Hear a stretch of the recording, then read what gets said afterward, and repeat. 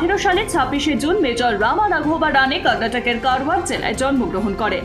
রামা রাঘবা রানে ছিলেন একজন ভারতীয় সেনা অফিসার। তিনি ভারতের সর্বোচ্চ সামরিক সম্মান পরমবীর চক্রের প্রথম প্রাপক ছিলেন। রামা রাঘবা রানে দ্বিতীয় বিশ্বযুদ্ধের সময় ব্রিটিশ ভারতীয় সেনাবাহিনীতে দায়িত্ব পালন করেছিলেন বলে জানা যায়।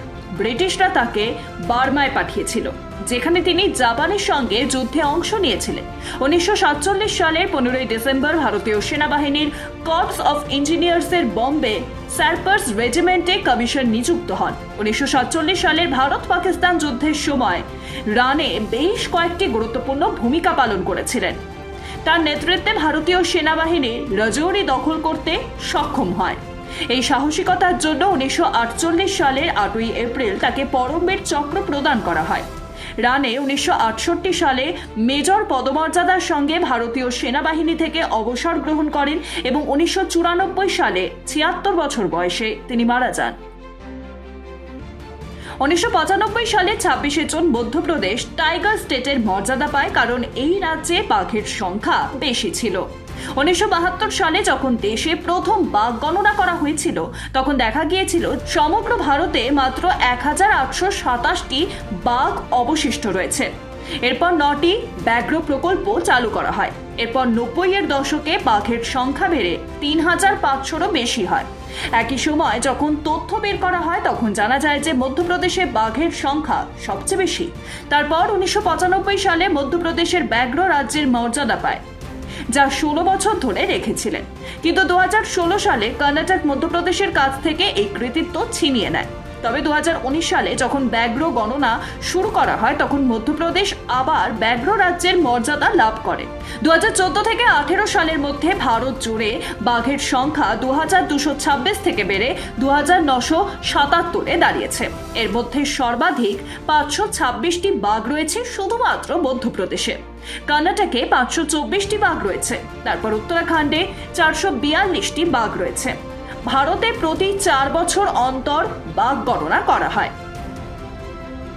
1982 সালের 26শে জুন মুম্বাইয়ে গৌরীশঙ্কর নামে এয়ার ইন্ডিয়ার প্রথম বোয়িং বিমান বিধ্বস্ত হয়। বিমানটি সিঙ্গাপুর থেকে কুয়ালালামপুর এবং চেন্নাই হয়ে মুম্বাই যাচ্ছিল। অবতরণের সময় 12 জন ক্রু সদস্য সহ মোট 111 জন যাত্রী বিমানেই ছিলেন। এই ঘটনায় আহত হয় অন্তত 82 জন, 17 জন নিহত হন। গৌরীশঙ্কর নামে বিমানটিতে 4টি ইঞ্জিন রয়েছে বলে জানা যায়। ভারী বৃষ্টি, প্রবল বাতাস এবং খারাপ আবহাওয়ার কারণে বিমানটি বিধ্বস্ত হয়। বিমানটি অবতরণ করার সময় এর একটি ইঞ্জিন বিস্ফোরিত হয়, ফলে বিমানটি 50 মিটার বাতাসে পড়ে যায়। বিমানের আরেকটি ইঞ্জিন মাটিতে আঁচড়ে পড়লে বিমান থেকে বেরিয়ে আসে।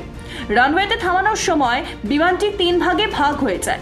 তবে এত কিছুর পরেও বিমানটিতে আগুন লাগেনি, যার কারণে 82 জনের জীবন রক্ষা পেয়েছে। शिक्षा देश का गौरव है और आरकेडीएफ यूनिवर्सिटी शिक्षा का उद्यम है। आरकेडीएफ में सवारे अपना भविष्य। पीएचडी, एमफिल करे अपने पसंदीदा विषय में।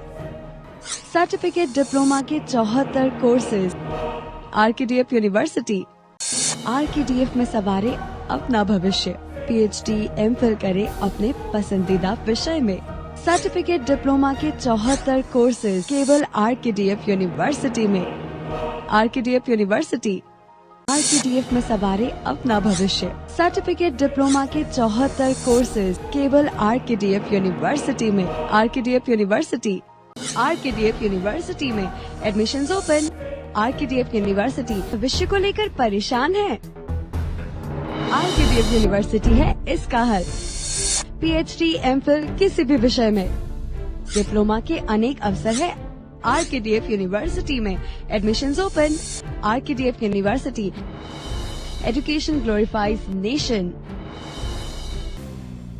1945 সালে 26শে জুন 50টি দেশ জাতির মধ্যে শান্তি ও নিরাপত্তা বৃদ্ধির জন্য একটি সনদে স্বাক্ষর করা হয়।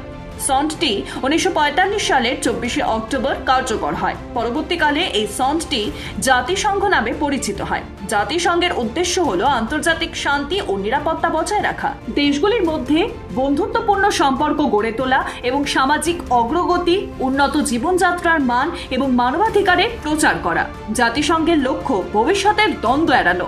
বর্তমানে বিশ্বের 193টি দেশ জাতিসংঘের সদস্য।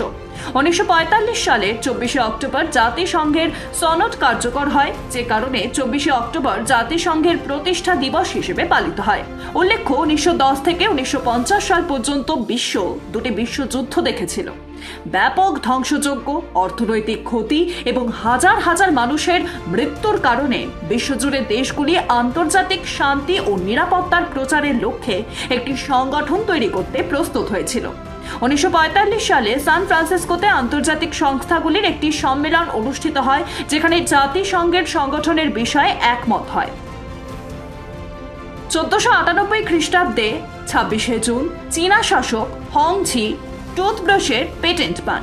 পেটেন্ট পাওয়ার অর্থ হলো তিনি টুথব্রাশের অধিকার নিজের নামে রেখেছিলেন। 3000 খ্রিস্টপূর্বাব্দ থেকে মানুষ দাঁত পরিষ্কার করতে গাছের ডাল ব্যবহার করত। 1600 খ্রিস্টপূর্বাব্দে মুখ থেকে দুর্গন্ধ বেরোতে না দেওয়ার জন্য মানুষ সুগন্ধি গাছের ডাল ব্যবহার করত। এই সময় পশুদের চুল ব্রাশ করার কাজ কাঠের হাতলে লাগিয়ে শুরু করা হতো। একই সময় টুথপেস্টের জায়গায় কাদা, ছাই, ডিমের খোসার পেস্ট সহ বিভিন্ন জিনিস ব্যবহার করা হতো। তারপর 1498 খ্রিস্টাব্দে চীনের মিং রাজবংশের রাজা হংজি শুক্রের চুল থেকে প্রথম টুথব্রাশ তৈরি করেন। পরে টুথব্রাশ সাধারণ মানুষের মধ্যে জনপ্রিয় হতে শুরু করে।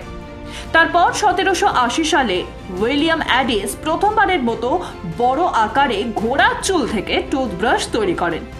উল্লেখ্য, 1844 সালে প্রথমবার 3 লাইনের টুথব্রাশ তৈরি করা হয়। তারপর থেকে এই নকশাটি এখনো বাজারে রয়েছে।